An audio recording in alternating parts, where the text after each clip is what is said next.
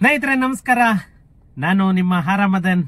ಎಲ್ಲರೂ ಹೇಗಿದ್ದೀರಾ ಫ್ರೆಂಡ್ಸ್? ಎಲ್ಲರೂ ಚೆನ್ನಾಗಿದ್ದೀರಾ ಅನ್ಕೊಳ್ತೇನೆ. ಮತ್ತೆ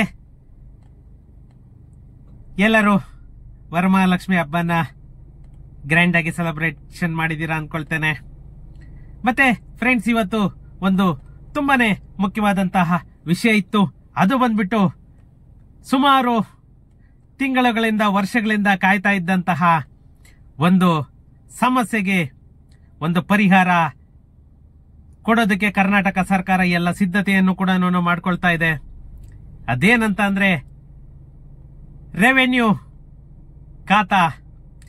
ಏನು ರೆವೆನ್ಯೂ ಸೈಟ್ಗಳಿಗೆ, ಅನಧಿಕೃತ ಪ್ರಾಪರ್ಟಿಗಳಿಗೆ ಬಿ ಖಾತಾವನ್ನ ಇಶ್ಯೂ ಮಾಡಬೇಕು ಅಂತಂದು ಹೇಳ್ಬಿಟ್ಟು ಏನು ಅಧಿಸೂಚನೆಯನ್ನ ನಮ್ಮ ಕರ್ನಾಟಕ ಸರ್ಕಾರ ಹೊರಡಿಸಿತ್ತು. ಆದ್ರೆ ಸುಮಾರು ಕಾರಣಾಂತರಗಳಿಂದ ಅದು ಚಾಲನೆಗೆ ಬರೋದಕ್ಕೆ ಆಗ್ಲಿಲ್ಲ. ಆದ ಕಾರಣ ಒಂದು ಸಮಿತಿಯನ್ನ ರಚನೆ ಮಾಡಿ, ಅಧಿಕಾರಿಗಳ ತಂಡವನ್ನ ರಚನೆ ಮಾಡಿ, ಏನು ತಾಂತ್ರಿಕ ದೋಷಗಳಿದೆ, ಯಾವ ರೀತಿ ನಿವಾರಣೆ ಮಾಡಬೇಕು. ಫಾರ್ ಎಕ್ಸಾಂಪಲ್, ಇವಾಗ ಒಂದು ಖಾತೆಗೆ ನೀವು ಅಪ್ಲೈ ಮಾಡಿದ್ರೆ ಯಾವ ತರ ನಿಮ್ಗೆ ಎಷ್ಟು ದಿನದಲ್ಲಿ ಖಾತಾ ಸಿಗುತ್ತೆ, ಏನು ಅದೆಲ್ಲ ಡೀಟೇಲ್ಸ್ ಕೂಡ ಇದಾಗಬೇಕು ಅಂತ ಹೇಳ್ಬಿಟ್ಟು ಅದಕ್ಕೆ ಒಂದು ತಂಡವನ್ನೇ ರಚನೆ ಮಾಡಿತ್ತು ನಮ್ಮ ಕರ್ನಾಟಕ ಸರ್ಕಾರ. ಇವಾಗ ಆ ತಂಡ ಎಲ್ಲಾ ರೀತಿಯ ರಿಪೋರ್ಟ್ ಕೂಡ ಆಲ್ರೆಡಿ ಕೊಟ್ಟಾಗಿದೆ. ಅದರ ಬಗ್ಗೆನೇನೆ ಇವಾಗ ಡಿಸ್ಕಷನ್ ನಡೀತಾ ಇರೋದು. ಇನ್ನೇನು ಕೆಲವು ದಿನಗಳಲ್ಲಿ ಈ ಬಿ ಖಾತಾ ಎಲ್ಲಾ ಅನಧಿಕೃತ ಪ್ರಾಪರ್ಟಿಗಳು ಕೂಡ ಈ ಬಿ ಖಾತಾ ಅನ್ನೋದು ಅನೌನ್ಸ್ ಆಗ್ತಾ ಇದೆ. ಎಷ್ಟೋ ಲಕ್ಷಾಂತರ ಜನ ಕಾಯ್ತಾ ಇದ್ದೀರಾ, ಪ್ರತಿದಿನ ಫೋನ್ ಮಾಡ್ತಾ ಇದ್ದೀರಾ, ಸರ್ ರೆವೆನ್ಯೂ ಖಾತಾ ಯಾವಾಗ ರೆವೆನ್ಯೂ ಸೈಟ್ಗೆ ಯಾವಾಗ ಖಾತಾ ಅಂತ ಹೇಳ್ಬಿಟ್ಟು. ಅದಕ್ಕೆ ಇನ್ನೇನು ಕ್ಷಣಗಣನೆ ಅಂತ ಹೇಳ್ಬೇಕು, ಕೆಲವು ದಿನಗಳು, ತಿಂಗಳುಗಳಲ್ಲ ಫ್ರೆಂಡ್ಸ್. ಅದ್ರ ಬಗ್ಗೆನೆ ಏನೆಲ್ಲ ಪ್ರೋಗ್ರೆಸ್ ಆಗಿದೆ ಅಂತ ಹೇಳ್ಬಿಟ್ಟು ಈ ವಿಡಿಯೋದಲ್ಲಿ ನೋಡೋಣ. ಅದಕ್ಕಿಂತ ಮುಂಚೆ ಇನ್ನೂ ನನ್ನ ಚಾನಲ್ ಅನ್ನ ಯಾರೆಲ್ಲ ಸಬ್ಸ್ಕ್ರೈಬ್ ಮಾಡ್ಕೊಂಡಿಲ್ಲ, ಪ್ಲೀಸ್ ಸಬ್ಸ್ಕ್ರೈಬ್ ಮಾಡ್ಕೊಳ್ಳಿ. ಹಾಗೇನೆ ನನ್ನ ವಿಡಿಯೋಸ್ ಅನ್ನ ಶೇರ್ ಮಾಡೋ ಮುಖಾಂತರ ನನಗೆ ಸಪೋರ್ಟ್ ಮಾಡಿ ಅಂತ ಹೇಳ್ತಾ ಟೈಮ್ ವೇಸ್ಟ್ ಮಾಡೋದ್ ಬೇಡ, ನಾವು ವಿಡಿಯೋಗೆ ಎಂಟರ್ ಆಗೋಣ. ಈ ನಮ್ಮ ಈ ಸ್ವತ್ತು ಸವಾಲು ತಾಂತ್ರಿಕ ಸಮಸ್ಯೆ ನಿವಾರಿಸಲು ಅಧಿಕಾರಿಗಳಿಗೆ ಮಹತ್ವದ ಒಂದು ಸೂಚನೆಯನ್ನ ನಮ್ಮ ಕರ್ನಾಟಕ ಸರ್ಕಾರ ಹೊರಡಿಸಿದೆ.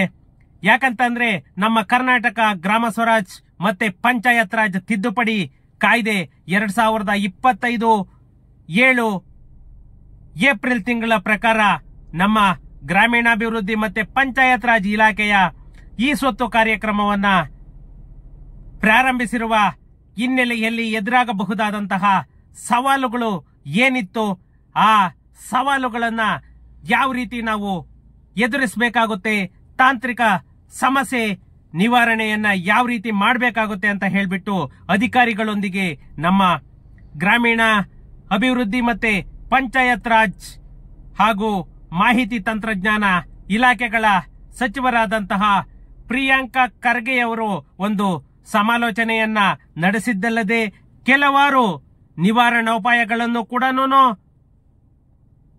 ತಂದಿದ್ದಾರೆ.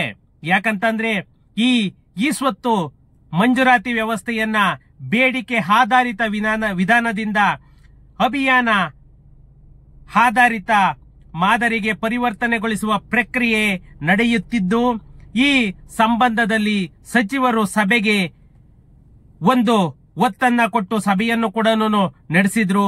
ನಮ್ಮ ರಾಷ್ಟ್ರೀಯ ಮಾಹಿತಿ ಕೇಂದ್ರ NIC ನ್ಯಾಷನಲ್ ಇನ್ಫಾರ್ಮೇಶನ್ ಸೆಂಟರ್ ಏನಿದೆ, ಈ ಅಧಿಕಾರಿಗಳು ಮತ್ತೆ ಗ್ರಾಮೀಣಾಭಿವೃದ್ಧಿ ಇಲಾಖೆಯ ಡಾಟಾ ಸೆಂಟರ್ ಮತ್ತೆ ನಮ್ಮ ಹಿರಿಯ ಅಧಿಕಾರಿಗಳೊಂದಿಗೆ 6ನೇ ತಾರೀಕು ಮತ್ತೆ 7ನೇ ತಾರೀಕು 2 ದಿನ ಕೂಡ ಸುದೀರ್ಘವಾದಂತಹ ಒಂದು ಚರ್ಚೆಯನ್ನ ನಮ್ಮ ಗ್ರಾಮೀಣಾಭಿವೃದ್ಧಿ ಸಚಿವರು ನಡೆಸಿದ್ದಾರೆ. ಈ ಸ್ವತ್ತು ರೂಪಾಂತರದ ಭಾಗವಾಗಿ ಅರ್ಜಿಯ ಕಾರ್ಯಾಚರಣೆಯ ಸಿದ್ಧತೆಯನ್ನ ನಮ್ಮ ಸಚಿವರಾದಂತಹ ಪ್ರಿಯಾಂಕಾ ಖರ್ಗೆ ಅವರು ಪರಿಶೀಲಿಸಿದರಲ್ಲದೆ ಕಾರ್ಯಕ್ರಮದ ಸುಗಮ ಅನುಷ್ಠಾನವನ್ನು ಖಚಿತಪಡಿಸಿಕೊಳ್ಳುವುದರಲ್ಲಿ ಎದುರಾಗಬಹುದಾದಂತಹ ತಾಂತ್ರಿಕ ಸವಾಲುಗಳನ್ನ ಎದುರಿಸಲು ಸಿದ್ಧತೆಯನ್ನ ಮಾಡಿಕೊಳ್ಳುವಂತೆ ಕೂಡ ತಿಳಿಸಿದ್ರು. ಯಾಕಂತಂದ್ರೆ ಇದು ಆಲ್ರೆಡಿ ಗ್ರಾಮ ಠಾಣಾ, ಪುರಸಭೆ, ನಗರಸಭೆ ಮತ್ತೆ ಮಹಾನಗರ ಪಾಲಿಕೆಗಳಲ್ಲಿ ಆಲ್ರೆಡಿ ಪ್ರಾಬ್ಲಮ್ ಅನ್ನ ಫೇಸ್ ಮಾಡ್ತಾ ಇದ್ದಾರೆ. ಆ ಪ್ರಾಬ್ಲಮ್ ಫೇಸ್ ಆಗೋದು ಬೇಡ ಅಂತ ಹೇಳ್ಬಿಟ್ಟು ಮೊದಲೇನೇನೆ ಎಲ್ಲಾ ರೀತಿಯ ಸಿದ್ಧತೆಗಳನ್ನು ಕೂಡ ನಮ್ಮ ಗ್ರಾಮೀಣಾಭಿವೃದ್ಧಿ ಸಚಿವರು ನಡೆಸ್ತಾ ಇದ್ದಾರೆ. ಈ ಇಲಾಖೆಯು ಕರ್ನಾಟಕ ಗ್ರಾಮ ಸ್ವರಾಜ್ ಮತ್ತೆ ಪಂಚಾಯತ್ ರಾಜ್ ಗ್ರಾಮ ಪಂಚಾಯಿತಿಗಳ ತೆರಿಗೆಗಳು, ದರಗಳು ಮತ್ತೆ ಶುಲ್ಕಗಳು, ಈ ನಿಯಮಗಳು ಏನಿದೆ 2025 ಸಾರ್ವಜನಿಕರಿಗೆ ತಲುಪಿಸುವ ಪ್ರಕ್ರಿಯೆಯಲ್ಲಿದೆ ಅಂತಲೇನೆ ನಮ್ಮ ಪ್ರಿಯಾಂಕಾ ಖರ್ಗೆ ಅವರು ಹೇಳ್ತಾ ಇರೋದು. ಈ ನಿಯಮಗಳು ನಮ್ಮ ಪಂಚತಂತ್ರ 2 ವೇದಿಕೆಯಲ್ಲಿ ಲಭ್ಯವಿರುವಂತಹ ಸುಮಾರು 97 ಲಕ್ಷಕ್ಕೂ ಅಧಿಕ ಡಿಜಿಟಲೀಕರಣ ಆಸ್ತಿಗಳಿಗೆ ಈ ಖಾತಾಗಳನ್ನ ಆನ್ಲೈನ್ ನಲ್ಲಿ ನೀಡಬೇಕು ಅಂತ ಹೇಳ್ಬಿಟ್ಟು ಈ ಎಲ್ಲಾ ರೀತಿಯ ವ್ಯವಸ್ಥೆಗಳನ್ನ ಮಾಡ್ಕೊಳ್ತಾ ಇರೋದು. ಇದರಿಂದಲೇನೆ ಜನಗಳಿಗೆ ಅನುಕೂಲವಾಗುವಂತೆ ಮಾಡಬೇಕು ಅನ್ನೋದೇನೆ ಇದರ ಮೂಲ ಉದ್ದೇಶ ಕೂಡ ಆಗಿರುವಂತದ್ದು. ಇದರಿಂದಾಗಿ ನಮ್ಮ ನಾಗರಿಕರು ಖಾತಾ ಸೇವೆಗಳಿಗಾಗಿ ಗ್ರಾಮ ಪಂಚಾಯತ್ ಕಚೇರಿಗಳಿಗೆ ಭೇಟಿ ನೀಡುವ ಅಗತ್ಯವೂ ಕೂಡ ನಿವಾರಿಸುತ್ತದೆ ಅಂತ ಹೇಳ್ಬಿಟ್ಟು ನಮ್ಮ ಪ್ರಿಯಾಂಕಾ ಖರ್ಗೆ ಅವರು ಹೇಳ್ತಾ ಇರೋದು. ಯಾಕಂದ್ರೆ ಈ ಕರ್ನಾಟಕ ಗ್ರಾಮ ಸ್ವರಾಜ್ ಮತ್ತೆ ಪಂಚಾಯತ್ ರಾಜ್ ಪಂಚಾಯತ್ಗೆ ದರ ಮತ್ತೆ ಫೀಸುಗಳ ನಿಯಮಗಳು ಏನಿದೆ, ಈ ಕಾಯ್ದೆಯ ಅನ್ವಯ ಪ್ರತಿಯೊಂದು ಅರ್ಜಿಯನ್ನ ಪರಿಶೀಲಿಸಿ ಎಷ್ಟು ಬೇಗ ಆಗುತ್ತೆ ಅಷ್ಟು ಬೇಗ ಜನಗಳಿಗೆ ಖಾತಾ ತಲುಪಿಸ್ಬೇಕು ಅನ್ನೋದು ಮೂಲ ಉದ್ದೇಶ ಆಗಿರೋದು. ಯಾಕಂತಂದ್ರೆ ಈ ಸ್ವತ್ತು ಕಾರ್ಯನಿರ್ವಹಣಾ ಸಮಿತಿಯಿಂದ ಸುಮಾರು 18 ಆಕ್ಷೇಪಣೆ ಹಾಗೂ ಸಲಹೆಗಳನ್ನ 18 ಆಕ್ಷೇಪಣೆ ಅಬ್ಜೆಕ್ಷನ್ಸ್ ಮತ್ತೆ ಸಲಹೆಗಳು ಇವುಗಳನ್ನ ಸ್ವೀಕರಿಸಲಾಗಿದ್ದು ಅವುಗಳನ್ನ ಕೂಡ 6ನೇ ತಾರೀಕು ನಡೆದಂತಹ ಸಭೆಯಲ್ಲಿ ಪರಿಶೀಲಿಸಿ ಅಧಿಕಾರಿಗಳೊಂದಿಗೆ ಚರ್ಚೆಯನ್ನು ಕೂಡ ಮಾಡಲಾಗಿದೆ. ಆಲ್ರೆಡಿ ಸುದೀರ್ಘವಾಗಿ 2 ದಿನಗಳ ಕಾಲ ಅಧಿಕಾರಿಗಳ ಜೊತೆ ಸಭೆಯನ್ನ ನಡೆಸಿದ್ದಾರೆ, ಚರ್ಚೆಯನ್ನ ನಡೆಸಿದ್ದಾರೆ. ಯಾಕಂದ್ರೆ ನಾಳೆ ಇವಾಗ ಓಪನ್ ಆಗ್ತಿದ್ದಾಗೇನೇನೆ ತಾಂತ್ರಿಕ ಸಮಸ್ಯೆ ಏನು ಟೆಕ್ನಿಕಲ್ ಇಶ್ಯೂಸ್ ಬರಬಾರ್ದು ಅನ್ನೋದೇನೆ. ಯಾಕಂದ್ರೆ ಇದು ಮಾಡ್ತಾ ಇರೋದು 100% ಪಕ್ಕ. ಯಾಕಂದ್ರೆ ಮೊದಲಿಗೆಲ್ಲ ಪ್ರೀ ಪ್ಲಾನ್ ಇಲ್ಲದೆ ಇವ್ರು ಮಾಡ್ಬಿಟ್ರು. ಆದ್ರಿಂದ ಇವಾಗ ಮತ್ತೆ ಹಿಡುವುದು ಬೇಡ ಅಂತ ಹೇಳ್ಬಿಟ್ಟು ಇಷ್ಟೆಲ್ಲ ಡಿಲೇ ಆದ್ರೂ ಕೂಡ ಸುಗಮವಾಗಿ ಕೆಲಸ ಆಗ್ಲಿ ಅಂತ ಹೇಳ್ಬಿಟ್ಟು ಇಷ್ಟೆಲ್ಲ ಕಸರತ್ತನ್ನ ಮಾಡ್ತಾ ಇದ್ದಾರೆ.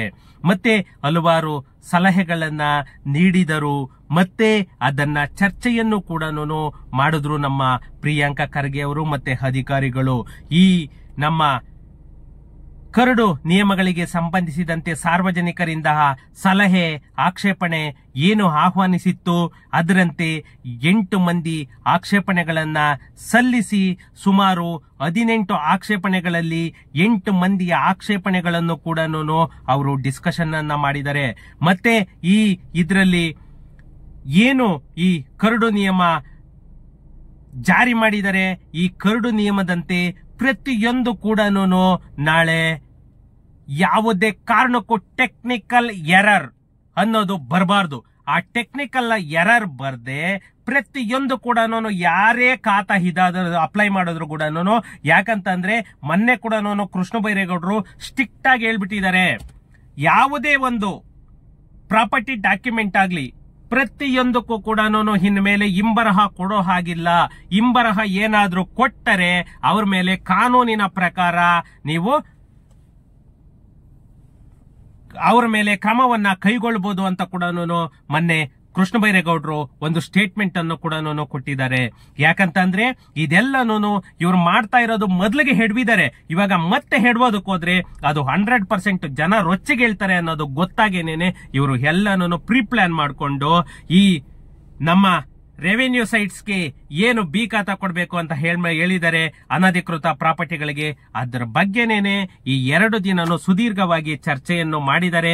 ಅದೇನ್ ಆಕ್ಷೇಪಣೆ ಬಂದಿದೆ ಅದ್ರ ಬಗ್ಗೆ ಕೂಡ ಚರ್ಚೆ ಮಾಡಿದ್ದಾರೆ, ಏನ್ ಸಲಹೆಗಳು ಬಂದಿದೆ ಅದ್ರ ಬಗ್ಗೆ ಕೂಡ ಇವರು ಎಲ್ಲ ರೀತಿಯಲ್ಲೂ ಕೂಡ ಚರ್ಚೆಯನ್ನ ನಡೆಸಿ ಇನ್ನೇನು ಕೆಲವು ದಿನಗಳಲ್ಲಿ ಆ ಆಕ್ಷೇಪಣೆಗಳು ಏನು ಅನ್ನೋದ್ರ ಬಗ್ಗೆ ಎಲ್ಲನೂ ಚರ್ಚೆ ಮಾಡಿ ನೆಕ್ಸ್ಟ್ ಫರ್ದರ್ ಏನು ಕ್ರಿಯೇಟ್ ಆಗ್ಬೋದು ಸಮಸ್ಯೆ. ಆ ಕ್ರಿಯೇಟ್ ಆದ್ರೆ ಸಮಸ್ಯೆನ ನಾವು ಯಾವ ರೀತಿಯಾಗಿ ಇವ್ರ ಹತ್ರ ಆ ಸಮಸ್ಯೆಯನ್ನ ನಾವು ಕ್ಲಿಯರ್ ಮಾಡ್ಬೋದು ಅಂತ ಹೇಳ್ಬಿಟ್ಟು ಎಲ್ಲ ಅಧಿಕಾರಿಗಳೊಂದಿಗೆ ಮತ್ತೆ ಡಾಟಾ ಎಂಟ್ರಿ ಆಪರೇಟರ್ಗಳ ಹತ್ರ ಎಲ್ಲರ ಹತ್ರ ಕೂಡ ಡಿಸ್ಕಷನ್ ಆಗಿದೆ. ಇನ್ನೇನು ಕೆಲವು ದಿನಗಳಲ್ಲಿ ಅನಧಿಕೃತ ಪ್ರಾಪರ್ಟಿಗಳಿಗೆ ನಿಮ್ಗೆ ಬಿ ಖಾತಾವನ್ನ ಇಶ್ಯೂ ಮಾಡ್ತಾ ಇದ್ದಾರೆ. ಅದು ಡೇಟ್ ಅನೌನ್ಸ್ ಆಗ್ಬೇಕು. ಮತ್ತೆ ಮೊನ್ನೆ ಆಕ್ಷೇಪಣೆ ಬಂದಿರೋದೆಲ್ಲನೂ ಇವಾಗ ಮತ್ತೆ ಅದು ಡಿಸ್ಕಷನ್ ಆಗಿ ಅದ ನೆಕ್ಸ್ಟ್ ಫರ್ದರ್ ಅಪ್ಗ್ರೇಡ್ ಏನ್ ಮಾಡಬೇಕು ಅನ್ನೋದು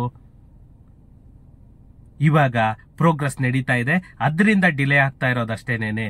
ಇಲ್ಲ ಅಂತ ಅಂದಿದ್ರೆ ನಿಮ್ಗೆ ಆಗಸ್ಟ್ ಫಸ್ಟ್ ವೀಕ್ ಅಲ್ಲೇನೆ ಅನೌನ್ಸ್ ಆಗೋಗ್ಬಿಟ್ಟಿರೋದು.